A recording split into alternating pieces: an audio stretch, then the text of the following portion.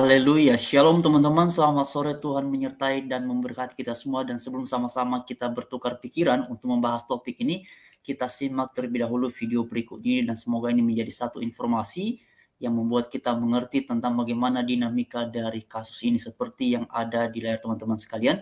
Kita simak sama-sama, ini penjelasannya.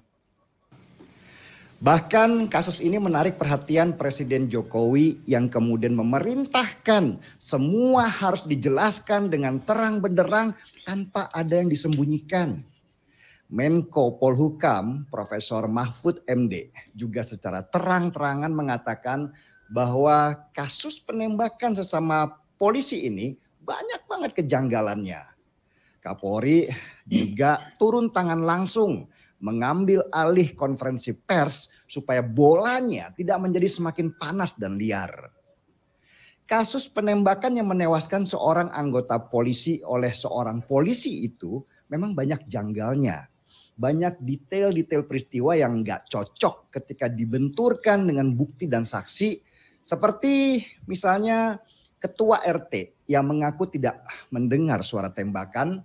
Padahal dalam cerita resminya di sana terjadi tembak-menembak yang seru dan akhirnya menewaskan satu orang.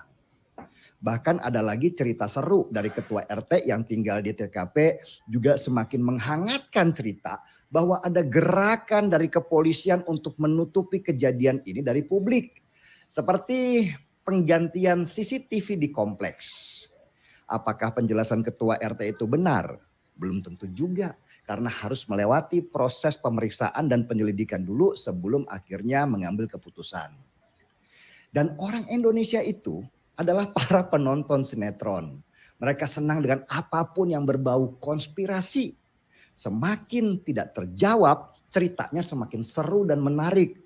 Menjadi liar dengan segala kemungkinan-kemungkinan yang terjadi dan dikait-kaitkan seperti puzzle. Media-media juga memanfaatkan situasi ini untuk menaikkan traffic pengunjung ke website mereka. Buat media, prinsip bad news is a good news tetap berlaku karena berita buruk adalah cuan yang besar. Saya nggak mau bahas puzzle-puzzle itu karena isunya semakin liar. Sesudah Presiden Jokowi turun tangan, saya yakin kepolisian mau tidak mau harus membuka kasusnya dengan transparan karena ketidakjelasan informasi bukannya membuat kasus ini selesai, tetapi isunya malah menjadi semakin liar. Memang paling sakit adalah ketika kita harus membuka aib di dalam diri kita sendiri. Apalagi di dalam institusi sebesar Polri yang sedang berbenah diri. Kasus penembakan antar polisi ini saya yakin benar-benar menyiksa mereka dari dalam. Kita tahulah kalau jiwa korsa dalam tubuh Polri itu sangat tinggi. Jiwa korsa itu suatu kesadaran yang dibangun bersama bahwa sesama anggota di institusi itu adalah saudara. Bahkan bisa jadi lebih lekat daripada saudara kandung sendiri. Jadi kalau satu anggota kena masalah, semua ikut merasakan perih dan pahitnya. Tapi biar bagaimanapun, rasa pahit itu juga obat. Rasa pahit harus ditelan supaya lukanya cepat sembuh. Karena buat institusi sebesar Polri, mereka harus cepat memulihkan kepercayaan masyarakat yang sekarang sedang goyang. Ada hal yang lebih besar yang harus dilindungi sekarang, yaitu simbol Polri sebagai pengayom masyarakat. Kalau pengayomnya saja tidak dipercaya, maka pondasi negara itu bisa rusak.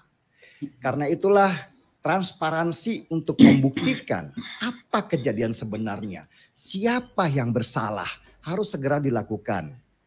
Nggak perlu lagi menyembunyikan sesuatu supaya kerusakan tidak menjadi semakin besar. Dan jangan lagi berpandangan bahwa masyarakat kita itu masih pada bodoh.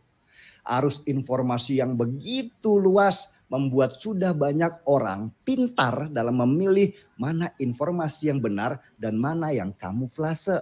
Nah, teman-teman, itu dia penjelasan dari Bang Denny Siregar, tetapi yang menarik perhatian saya secara pribadi adalah penjelasan beliau mengenai saking ramainya kasus ini, teman-teman, kemudian ikut direspon oleh Pak Presiden Jokowi yang kemudian juga memberikan perintah agar kasus ini diungkap secara transparan sehingga opini-opini di publik ataupun masyarakat Indonesia secara keseluruhan mengerti dan mengetahui kebenaran dari kasus ini. Nah, teman-teman sekali, ini menarik sekali, bahkan tadi Bang Denny Siregar juga beberapa kali menyoroti mengenai perintah dari Pak Jokowi ini agar hal ini diungkap dengan sebaik dan sebenar-benarnya. Nah, ini sebenarnya juga ramai sekali artikel di sini, teman-teman. Jokowi Brigadir J, coba kita searching begitu aja, teman. Nah, ya, di sini banyak sekali pemberitaan mengenai Polri yang didesak tegak lurus arahan Jokowi tuntaskan kasus kematian Brigadir Joshua. Ya, kasus penembakan Brigadir Joshua, IPW ingatkan Kapolri soal perintah Jokowi. Nggak main-main, Jokowi 2 kali beri pernyataan keras soal kasus Brigadir Joshua. Kapolri harus, mari kita lihat dulu teman-teman artikel ini. Ini dia ya, seperti yang ada di kalian semua, nggak main-main, Jokowi 2 kali beri pernyataan keras soal kasus Brigadir J. Kapolri, ya seperti yang ada di kalian semua, mari kita lihat di sini teman-teman. Di sini katakan begini ya, dalam mengusut kasus kematian Brigadir J, Kapolri Jenderal Listio Sigit Prabowo diminta mematuhi pernyataan Presiden Joko Widodo. Pasalnya, Presiden Jokowi sampai 2 kali mengomentari kasus tersebut. Lalu di sini beritakan bahwa Ketua Indonesia Police Watch ya IPW Sugeng Teguh Santoso pun meminta Kapolri ya untuk memantau setiap saat perkembangan kasus ini. Lalu teman-teman di sini dikatakan bahwa ya kasus polisi tembak polisi di rumah petinggi Polri itu mendapat atensi Presiden Jokowi sehari setelah Karopenmas ya Divisi Humas Brigjen Ahmad Ramadan mengumumkan ke publik tentang kronologi penembakan. Nah, itu dia teman-teman ya. Jadi Pak Jokowi pun juga sampai 2 kali katanya teman-teman di sini diberitakan memberi respon ya agar hal ini diungkap dengan sebaik dan sebenar-benarnya sesuai dengan kenyataan yang terjadi di lapangan. Benar yang dikatakan oleh Bang Denny Siregar tadi bahwa di era media sosial ini ya masyarakat kita di Indonesia ini sudah luar biasa cerdas. Ya, kemampuan sangat tinggi membedakan mana yang asli, mana yang tidak, ataupun mana yang kamuflase semata. Karena orang akan menilai dan mempertimbangkan ini mana yang lebih masuk akal dan data-data mana yang lebih valid. Nah, teman-teman, di era media sosial ini arus peredaran informasi itu sangat luar biasa sekali, sehingga sangat memungkinkan setiap anggota masyarakat untuk bisa mendapatkan berita-berita yang seperti ini. Karena itulah kita harapkan semoga pada akhirnya apa yang sedang diupayakan untuk mengusut tuntas kasus ini semuanya terungkap dengan sebaik dan sebenar-benarnya supaya kebenaranlah yang kemudian ditegakkan dan siapapun yang sudah terlibat dalam kasus ini ya kita serahkan semuanya kepada pihak aparat tentunya untuk memprosesnya sesuai dengan koridor hukum yang berlaku di bangsa kita di Indonesia. Itu yang kita harapkan supaya pada akhirnya semuanya terang benderang ya, karena ini sudah berapa hari teman-teman, sudah berapa hari, bahkan sepertinya ini sudah beberapa hari ya. Apakah sudah lewat dari seminggu atau bagaimana ini teman-teman? Ini sudah luar biasa sekali ya. Sepertinya sudah lewat dari seminggu ya. Ya ini ramai dan viralnya di media sosial, intensif sekali dibahas. Nah teman-teman, beberapa saat yang lalu saya baca satu berita katanya ada beberapa jenderal juga ya yang dicopot katanya kalau nggak salah itu ya terkait dengan ya kasus ini. Ada 2 orang katanya dinonaktifkan atau dicopot itu teman-teman. Tetapi berita yang saya lihat di media sosial juga Irjen Verdi Sambo itu katanya sudah dinonaktifkan ya sudah dinonaktifkan. Dan teman-teman ini kemudian banyak banget memang opini di masyarakat, bahkan katanya di Twitter itu trending ya untuk tangkap Verdi Sambo ya teman-teman. Coba kita lihat dulu pemberitaan itu ya, katanya trending ya. Oke teman-teman, coba kita lihat dulu ini, di sini dituliskan oke trending Verdi tangkap. Oke kita lihat tangkap Verdi. Coba kita lihat teman-teman. Ini dia ya.